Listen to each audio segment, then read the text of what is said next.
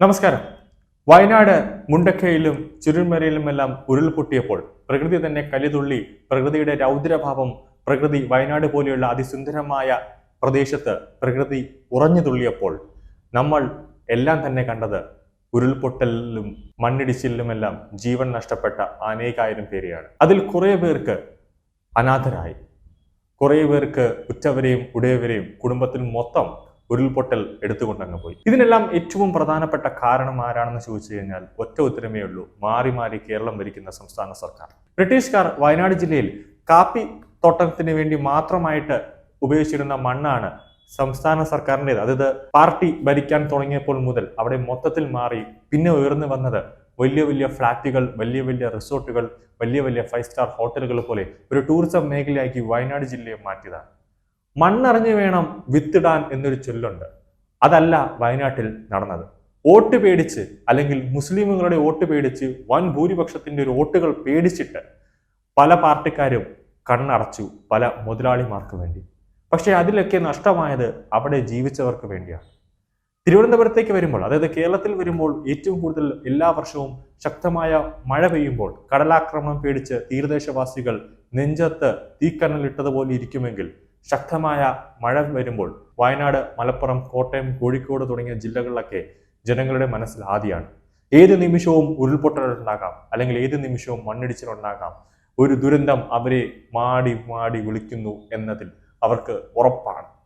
പക്ഷെ അതിനൊക്കെ തടയിടാനായിട്ട് പല രീതിയിൽ പരിസ്ഥിതി പ്രവർത്തകർ പല പല വാണിങ്ങുകൾ തരുമ്പോഴും സംസ്ഥാന സർക്കാരോ ജില്ലാ ഭരണകൂടമോ അതൊന്നും കണ്ടില്ല എന്ന മട്ടിലിരിക്കുന്നത് അങ്ങേയറ്റം ഒരു വ്യക്തിയോട് ചെയ്യുന്ന, അല്ലെങ്കിൽ ഒരു സമൂഹത്തിനോട് തന്നെ ചെയ്യുന്ന ഏറ്റവും വലിയ ഒരു തെറ്റാണ്, ഏറ്റവും വലിയൊരു പാപമാണ് എന്നത് എടുത്തു പറയേണ്ട ഒരു കാര്യമാണ്. വയനാട് പോലത്തെ ലോലമായ പ്രദേശത്ത് ഭൂമിയെ പോലും വേദനിപ്പിക്കാത്ത രീതിയിൽ വേണം അവിടുത്തെ നിർമ്മാണ പ്രവർത്തനങ്ങൾ നടത്തേണ്ടത്. ഒരു കാരണവശാലും അവിടെ വലിയ തോതിൽ ഒരു കെട്ടിടം കെട്ടിപ്പോക്കാൻ പാടില്ല എന്നത് പരിസ്ഥിതി പ്രവർത്തകർ പറയുന്ന ഒരു കാര്യമാണ്. വയനാട്ടിലേക്ക് ഒരു റെയിൽവേ ഭരണവുമായി ബന്ധപ്പെട്ടാണ് സംസ്ഥാന സർക്കാർ ഇപ്പോൾ ചർച്ച നടത്തിക്കൊണ്ടിരുന്നത്. പിന്നെ കോട്ടയം ഉൾപ്പെടെയുള്ള ശബരിപാത, അവിടെ ഒന്നും തന്നെ റെയിൽവേ ട്രാക്ക് വരേണ്ട ഒരു സാധ്യതയും ഇല്ലാത്ത ഒരു ഏരിയയാണ് അവിടെ. കാരണം അത്രയ്ക്ക് ഭൂമിക്ക് ഒരു തരത്തിലുമുള്ള ഒരു എഫേർട്ട് ഭൂമിയിൽ കൊടുക്കാൻ പാടില്ല.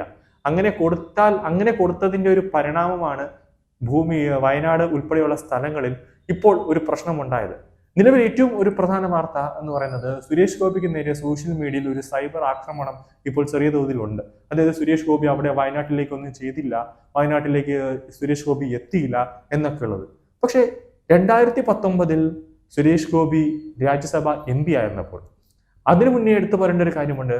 സ്മൃതി ഇറാനിയെ പേടിച്ച് അമേഠിയിൽ നിന്നും ഓടി ഒളിച്ച് കേരളത്തിൽ വന്ന് മുസ്ലിമുകളുടെ കാരുണ്യം കൊണ്ട് മാത്രം, കോൺഗ്രസിന്റെ, അതായത് UDFന്റെ കാരുണ്യം കൊണ്ടും വയനാട്ടിലെ ഒരു കൂട്ടം ജനങ്ങളുടെ കാരുണ്യം കൊണ്ടും മാത്രം പാർലമെന്റിൽ MP ആയിട്ട് ഇരുന്ന ഒരു വ്യക്തിയാണ് രാഹുൽ ഗാന്ധി. ആ MP ആയിട്ടിരുന്ന ആ ഒരു വ്യക്തി രാഹുൽ ഗാന്ധി, ഒരു രാഷ്ട്രീയ നേതാവ്, വയനാട്ടിലെ കാട്ടാന ആക്രമണം, വന്യമൃഗങ്ങളുടെ ആക്രമണത്തിൽ എത്രയോ പേർ മരിച്ചു, ഉരുൾപൊട്ടലുണ്ടാകുന്നു, അപ്പോഴൊന്നും വയനാടിന്റെ രക്ഷയ്ക്ക് വേണ്ടി ഒരു പാക്കേജ് വേണം, അല്ലെങ്കിൽ ഇത് തടയുന്നതിന് വേണ്ടി ഒരക്ഷരം MP എന്ന നിലയിൽ രാഹുൽ ഗാന്ധി മിണ്ടിയിട്ടില്ല.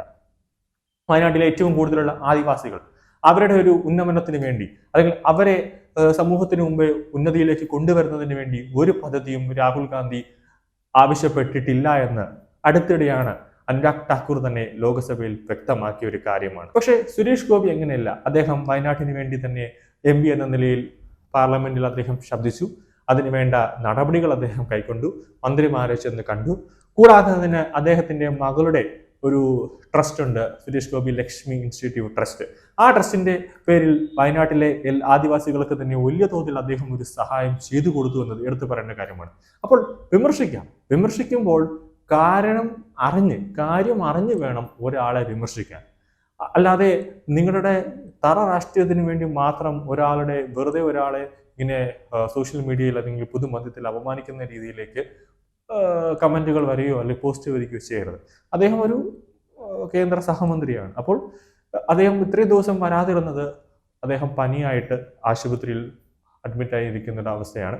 ഇപ്പോൾ എന്തുകൊണ്ട് നിങ്ങൾ മുഖ്യമന്ത്രി പിണറായി വിജയൻ വന്നത്, സംഭവം നടന്നിട്ട് 3-4 ദിവസം കഴിഞ്ഞിട്ടാണ് പിണറായി വിജയൻ അവിടെ എത്തിയത്.